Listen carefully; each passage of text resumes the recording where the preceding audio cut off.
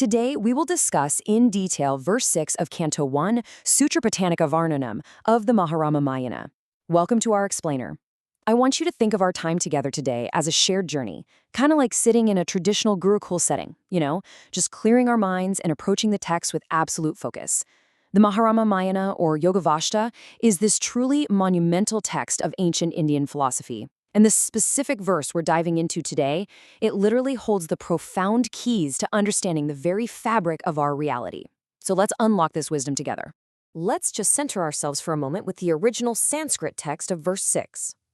Aham karm mayam tyaktva, vaisanam lila yevahi, tishtanti yadavastyabhya, tat satyam vidi naturat. Just let the resonance of those ancient syllables wash over you for a second. By reciting this deliberately, we're actually participating in a tradition that's been passed down for thousands of years, preparing our own intellect to receive supreme knowledge. To truly appreciate what we're studying, we have to ground ourselves in its physical roots. We're drawing directly from the original, rigorously preserved text of the Yoga Vashistha Maharamayana. It's a text deeply, deeply embedded in classical Vedic literature, capturing that incredible dialogue between Prince Rama and sage Vasistha. By anchoring our explanation in this absolute historical authenticity, we make sure that our exploration remains pure, completely untainted, and incredibly respectful of the original source material. All right, moving into section 1, deconstruction, padasheda, and etymology. Let's break this down. To really grasp this supreme knowledge, we have to dismantle the text like a complex clock. Our first absolutely critical definition here is Maya.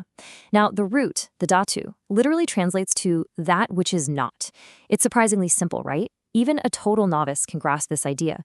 Maya is the illusion of form and multiplicity. It's basically the ultimate cosmic magic trick. It is the foundational linguistic root that explains exactly why we perceive a world full of separate, distinct objects, rather than one unified reality. Building directly on that idea, we arrive at our second critical term, moha. Now, if Maya is the grand cosmic illusion, moha is our personal psychological reaction to it. It comes from the root mahal, which means to be confused or to err. Moha perfectly describes the human condition. It's the delusion, that sticky emotional entanglement, the actual suffering we experience simply because we believe the illusion of Maya is the ultimate truth.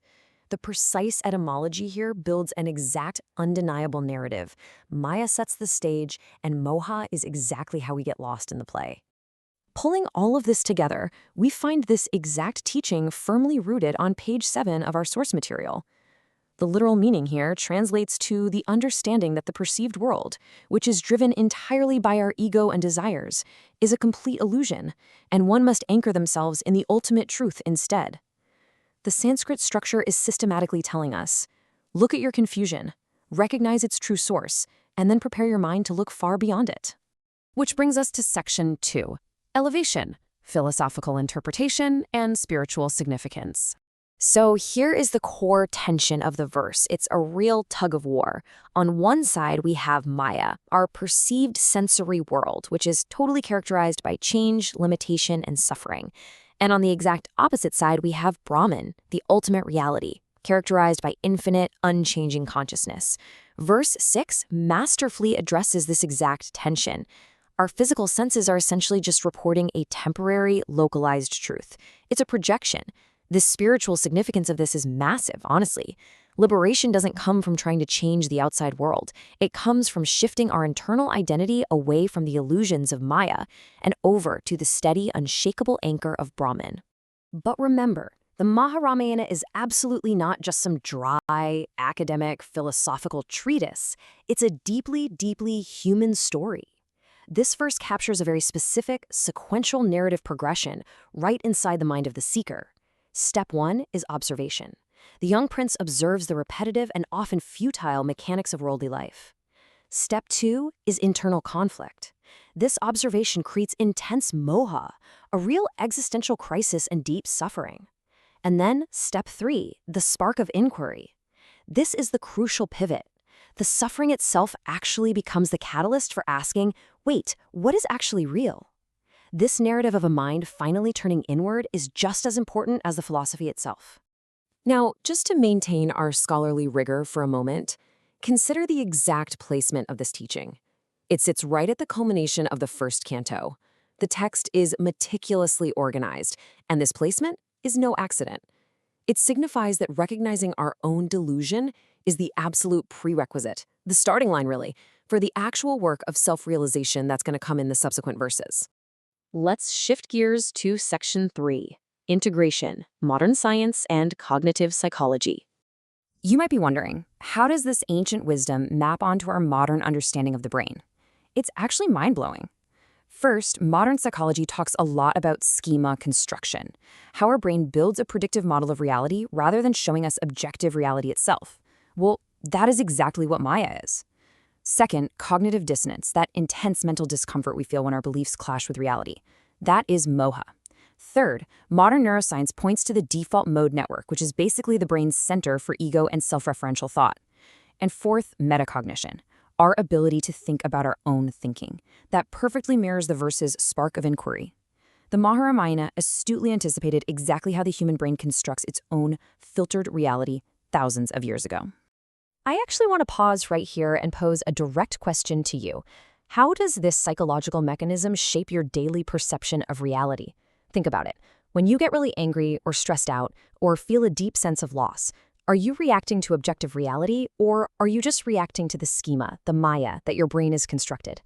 Actively engaging with this question in your own mind is the very first real step in practicing the wisdom of this verse.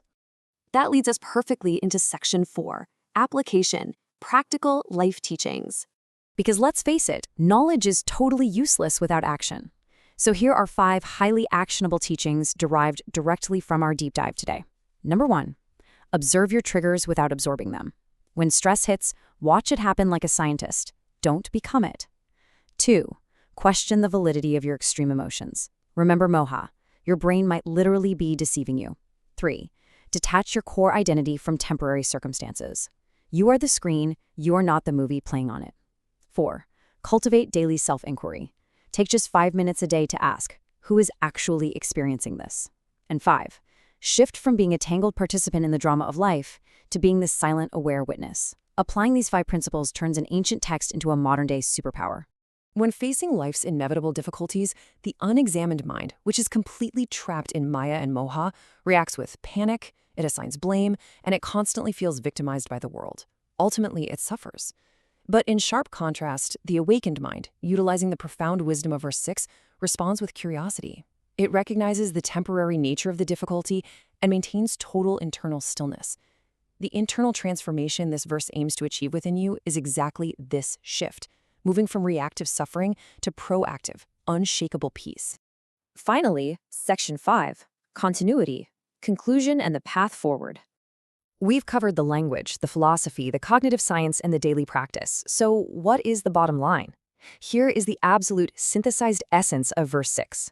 The physical world is a projected illusion, Maya, that generates deep emotional suffering, moha. Liberation does not begin by conquering the outside world. No way. It begins the exact moment we question the reality of our own perceptions and boldly turn our awareness inward toward the unchanging truth.